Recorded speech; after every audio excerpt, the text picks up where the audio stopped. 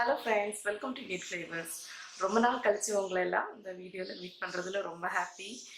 எல்லாரும் எப்படி இருக்கீங்க? எல்லாரும் நல்லா இருக்கீங்கன்னு நான் நம்புறேன். இன்னைக்கு நம்ம ஒரு மார்னிங் ரொட்டீன் தான் பார்க்க போறோம். ஸோ நான் வந்து மார்னிங் என்னென்ன குக் பண்றேன் அப்படிங்கறத நான் உங்க கூட ஷேர் பண்ணிக்கிறேன். வாங்க வீடியோக்குள்ள போலாம். ஸோ மார்னிங் இப்போ பார்த்தீங்கன்னா நான் எதெல்லாம் ஊற வச்சுருப்பேன் அப்படின்னு காமிக்கிறேன். இதெல்லாம் வந்து நேற்று நைட்டே நான் வந்து ஊற வச்சுட்டேன். ஸோ இட்லிக்கு மாவு அரைக்கிறதுக்காக இதில் அரிசி அண்ட் உளுந்து வந்து நேற்று நைட்டே நான் ஊற வச்சுட்டேன். ஸோ அதை இப்போ அரைக்கணும். இதில் பார்த்தீங்கன்னா நேற்று ஈவினிங்கே ஆப்பத்துக்கு மாவு அரைச்சி வச்சுருந்தேன். அது வந்து நல்லா புளிச்சு பொங்கி வந்திருக்கு.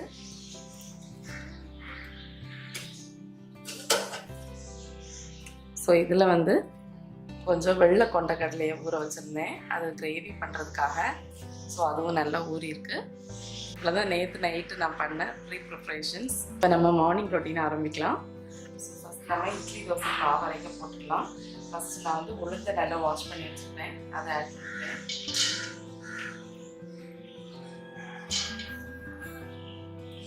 ஸோ ஃபஸ்ட்டு இந்த மாதிரி காலையில் எழுந்திரிச்சோடனே மாவு அரைக்க போட்டிங்கன்னா கிச்சனில் குக்கிங் முடிக்கும் போதே இந்த மாவு அரைக்கிற வேலையும் முடிஞ்சிடும், நமக்கு ஈஸியாக இருக்கும். ஸோ இதுக்கு கூடவே நான் வந்து கொஞ்சம் கல் உப்பு ஆட் பண்ணிக்கிறேன். ஆன் பண்ணி இது நல்லா அரையட்டும். அதுக்குள்ளே நம்ம வந்து குக்கிங் ஸ்டார்ட் பண்ணிடலாம். ஸோ இப்போ இந்த பர்னரில் பார்த்தீங்கன்னா டீ போடுறதுக்காக பால் சூடாக்கி போடுறேன். இந்த பர்னரில் வந்து கொஞ்சம் கொண்டக்கடலை ஊற வச்சுருந்தேன் இல்லையா, அதை வந்து நல்லா வாஷ் பண்ணிவிட்டு கொஞ்சம் தண்ணியும் ஆட் பண்ணி இதை வந்து வேக வைக்க போகிறேன். இதுக்கு கூட கொஞ்சமாக உப்பு சேர்த்துடலாம். உப்பு வந்து இப்போ நிறைய சேர்க்க தேவையில்லை, கொஞ்சம் சேர்த்தா போதும். அதுக்கப்புறம் நம்ம கிரேவி பண்ணும்போது சேர்த்துக்கலாம். இப்போ குக்கரை நல்லா மூடிட்டு ஒரு விசில் வந்ததுக்கப்புறமா சிம்மில் போட்டுட்டு 15 to 20 minutes நல்லா வேக வச்சுட்டா போதும். நல்லா வெந்துடும் கடலை. பர்னரில் பார்த்தீங்கன்னா குடிக்கிறதுக்காக கொஞ்சம் சுடு தண்ணி காலையிலே போட்டு வைக்கலான்னு சொல்லி அதை வச்சுருக்கேன்.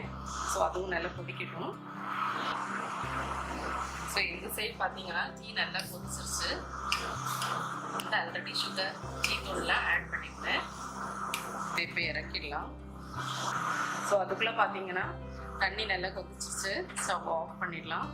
அண்ட் கடலையும் பார்த்தீங்கன்னா ஒரு 15 minutes நல்லா வெந்துருச்சு. ஸோ ஸ்டவ் ஆஃப் பண்ணிடுறேன். ஸோ ப்ரெஷர் ரிலீஸ் ஆகட்டும். கடலை வேகிறதுக்குள்ளே பார்த்தீங்கன்னா கிரேவிக்கு தேவையான எல்லாத்தையும் நான் வந்து கட் பண்ணி ரெடி பண்ணி வச்சுக்க போகிறேன்.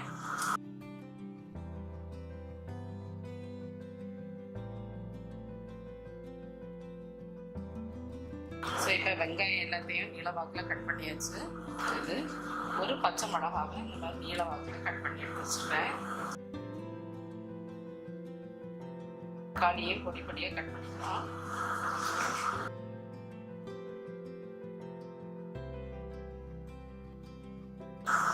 ஸோ இதுக்கு கூடவே பார்த்தீங்கன்னா நான் வந்து இஞ்சி பூண்டு பேஸ்ட் வந்து ஆல்ரெடி அரைச்சி ஃப்ரிட்ஜில் ஸ்டோர் பண்ணி வச்சுருந்தேன். அதில் கொஞ்சம் மீதி இருக்குது, அதையும் இதுக்கு யூஸ் பண்ணிக்க போகிறேன்.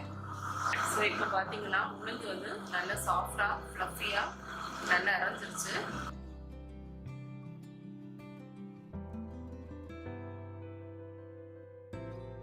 ஸோ இப்போ அரிசியை நல்லா வாஷ் பண்ணிவிட்டு அதை ஆட் பண்ணிக்கிறேன்.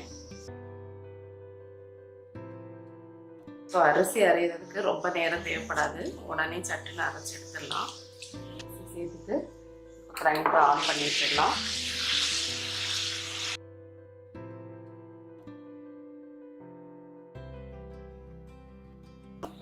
ஸோ இப்போ பார்த்தீங்கன்னா குக்கரில் ப்ரெஷர் ரிலீஸ் ஆகிடுச்சு. ஓப்பன் பண்ணி பார்க்கலாம் நம்ம கடலை எவ்வளோ வெந்திருக்கு அப்படின்னு.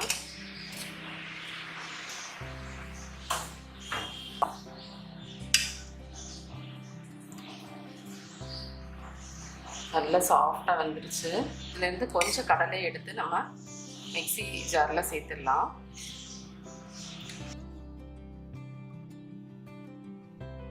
இந்த கடலையை எடுத்து நம்ம அரைச்சி சேர்த்தோம்னா கிரேவிக்கு நல்ல ஒரு திக்னஸ் கிடைக்கும்.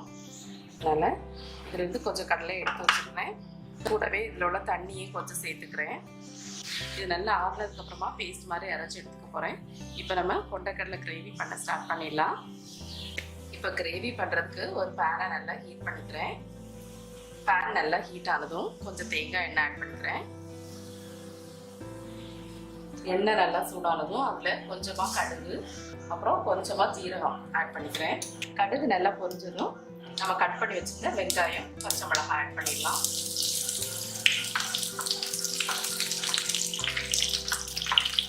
கூடவே கருவேப்பிலையும் ஆட் பண்ணிக்கிறேன். வந்து எண்ணெயில் நல்லா வதக்கிடணும், அதனால் நல்லா வதக்கிட்டுக்கோங்க. வெங்காயம் வதங்குறதுக்காக கொஞ்சமாக உப்பு சேர்த்துக்கிறேன். சேர்த்துட்டு நல்லா வதக்கிக்கலாம். இப்போ பார்த்தீங்கன்னா வெங்காயம் நல்லா வதங்கிடுச்சு. இதுக்கு கூடவே ஒரு 1 டீஸ்பூன் அளவு இஞ்சி பூண்டு பேஸ்ட் ஆட் பண்ணிக்கிறேன். நீங்கள் வந்து இஞ்சி பூண்டு சதைச்சது கூட ஆட் பண்ணிக்கலாம்.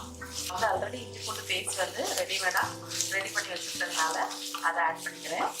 இஞ்சி பூண்டையே சதைச்சு சேர்த்தாலும் நல்ல ஒரு வாசனை கிடைக்கும். இஞ்சி பூண்டு பேஸ்டோட பச்சை வாசனை நல்லா போயிடுச்சு. நம்ம வந்து பவுடர்ஸ் ஆட் பண்ணிக்கலாம். தேவையான அளவு மிளகாய் தூள், ஒரு 1/4 டீஸ்பூன் அளவு மஞ்சள் தூள். மிளகாய் தூள் வந்து எவ்வளோ ஆட் பண்ணுறோமோ அதுக்கு ஈக்குவல் அமௌண்ட் மல்லித்தூள் ஆட் பண்ணிக்கணும். அப்புறமா அதில் பாதி அளவு ஒரு 1/2 டீஸ்பூன் அளவு ஜீரக பொடி ஆட் பண்ணிக்கிறேன். இப்போ பவுடர்ஸ் ஆட் பண்ணிட்டு நல்லா மிக்ஸ் பண்ணி விட்டுடலாம். பவுடர்ஸோட பச்சை வாசனை போகிற வரைக்கும் நல்லா மிக்ஸ் பண்ணி விட்டுக்கோங்க. இப்போ பவுடர்ஸோட பச்சை வாசனை போயிடுச்சு. இதுக்கு கூட கட் பண்ணி வச்சுருந்த தக்காளி ஆட் பண்ணிடலாம். தக்காளி நல்லா வெந்து மேஷ் ஆகிற அளவு வேகணும். பார்த்தீங்கன்னா தக்காளி நல்லா வெந்து மேஷ் ஆயிடுச்சு. இப்போ கூட நம்ம வேக வச்சிருந்த கொண்டைக்கடலை ஆட் பண்ணிடலாம். வேக வச்சிருந்த தண்ணியை வீணாக்கிடாதீங்க, அதையும் சேர்த்து ஆட் பண்ணிக்கலாம். இதுக்கு கூடவே நம்ம வந்து கொஞ்சம் கொண்டைக்கடலையை தனியாக எடுத்து வச்சிருந்தோம்ல, அதை நல்லா பேஸ்ட் பண்ணி எடுத்து வச்சிருக்கேன். இப்போ இந்த பேஸ்ட்டை ஆட் பண்ணிடலாம்.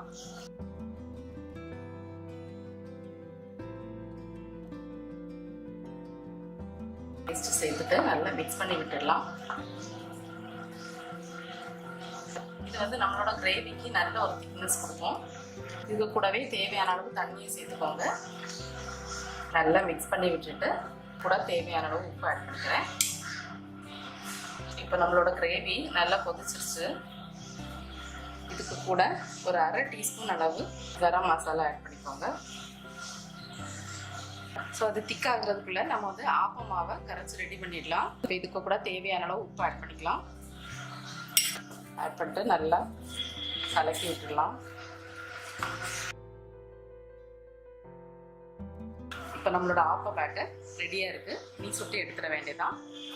ஸோ பாருங்கள், கிரேவி வந்து நல்லா திக்காகி வந்திருக்கு. நமக்கு இந்த கன்சிஸ்டன்சியில் இருந்தால் போதும். இப்போ கடைசியாக கொஞ்சம் மல்லி இலையை கட் பண்ணி சேர்த்துடலாம். இப்போ நல்ல வாசனையாக இருக்கும். மல்லி இலை சேர்த்துட்டு ஸ்டவ் ஆஃப் பண்ணிடலாம். நல்ல வாசனையான கிரேவி ரெடி ஆயிடுச்சு. இந்த கிரேவி வந்து ஆப்பத்துக்கு கூட ரொம்ப டேஸ்டாக இருக்கும். அதோட சப்பாத்தி, பூரி, ஆப்பம், இடியாப்பம், இட்லி, தோசை எல்லாத்துக்கூடையுமே சேர்த்து சாப்பிடலாம். ரொம்ப ரொம்ப டேஸ்டாக இருக்கும். நீங்கள் வந்து ஒரு முறை செஞ்சு பாருங்கள், கண்டிப்பாக உங்களுக்கு பிடிக்கும். பார்த்தீங்கன்னா அரிசியும் நல்லா அரைப்பட்டுருச்சு. இதை எடுத்துடலாம்.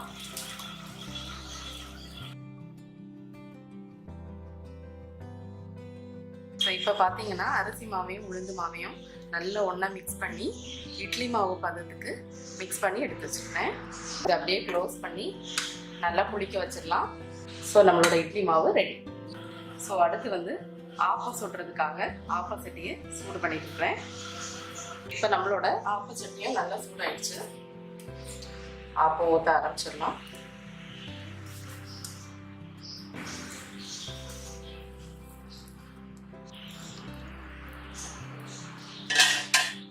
நல்லா புளியா ஆப்பம் வந்து ரொம்ப நல்லா வந்திருக்கு. இப்போ வந்து நல்லா லேசியாக புள்ளி அடிச்சுட்டு சூப்பராக வந்திருக்கு. ஸோ பஞ்சு போல் ஆப்பம் எப்படி பண்ணுறது அப்படின்னு நான் ஆல்ரெடி வீடியோ போட்டிருப்பேன். நீங்கள் வந்து இதுவரை பார்க்கணுன்னா டிஸ்கிரிப்ஷனில் லிங்க் கொடுக்குறேன், பார்த்துக்கோங்க.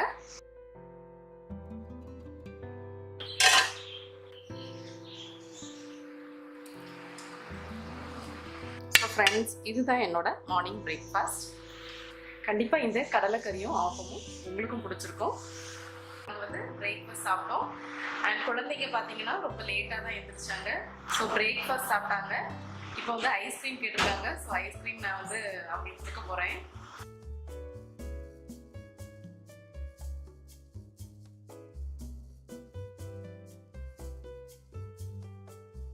என்னோட ஒரு பொண்ணு வந்து பிஸ்தா ஃப்ளேவர் கேட்டிருந்தா, இன்னொரு பொண்ணு வந்து ஸ்ட்ராபெரி ஃப்ளேவர் வேணும்னா. இப்போ வந்து ரெண்டையுமே சேர்த்து 2 பேரும் கேட்குறாங்க. அதனால நான் வந்து சேர்த்து கொடுக்க போகிறேன். ஸோ இவ்வளோதான் ஃப்ரெண்ட்ஸ், இதுதான் என்னோட மார்னிங் ரொட்டீன். கண்டிப்பாக உங்களுக்கு இந்த மார்னிங் ரொட்டீன் பிடிச்சிருக்கும்னு நம்புகிறேன். இந்த வீடியோ எப்படி இருந்துச்சுங்கிறத கீழே கமெண்ட்ஸில் சொல்லுங்கள். இந்த வீடியோ உங்களுக்கு பிடிச்சிருந்தா என்னோட சேனலுக்கு மறக்காமல் சப்ஸ்கிரைப் பண்ணுங்கள். தேங்க்யூ.